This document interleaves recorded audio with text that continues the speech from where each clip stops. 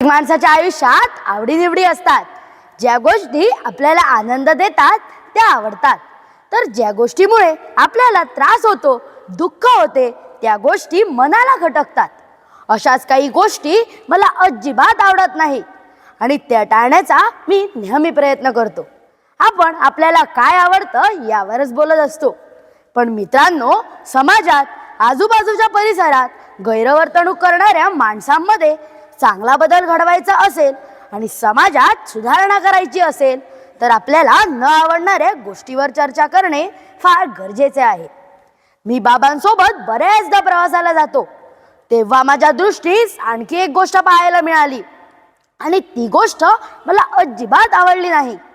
वाहतुकीच्या नियमांचे पालन न करणारी माणसं, वाटेल तसे कट मारणारी तरुण मंडळी, लाल सिग्नल तोडून जाणारी लोक, येणाऱ्या जाणाऱ्या गाड्या न पाहताच रस्ता ओलांडणारी माणसं आणि खास करून गाडी चालवताना आपल्याच लेनमध्ये राहायचे असते हे माहीत नसणारे लोक. सतत या गोष्टीचा त्रास होतो. मला नाही आवडत मला या गोष्टी.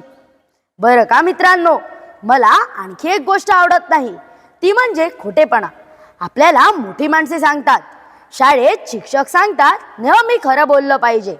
खोटं बोलल्यामुळे नात्यात अविश्वास निर्माण होतो.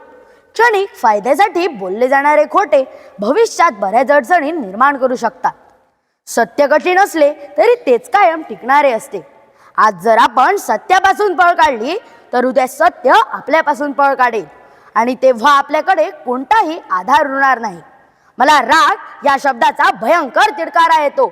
ज्या व्यक्तीचा आपल्या रागावर ताबा आहे, आपल्या जिभेवर नियंत्रण आहे, त्या व्यक्तीसाठी कोणतीही गोष्ट अशक्य नाही.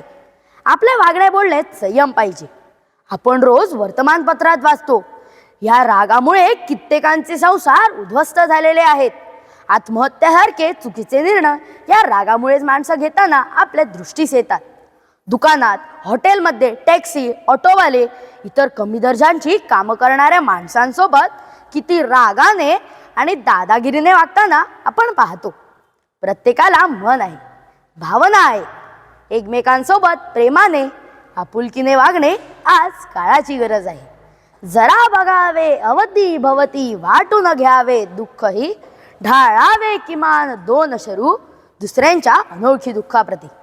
वडीलधाऱ्या माणसांना आदराने न वागवणाऱ्या माणसांचा मला तिरस्कार आहे.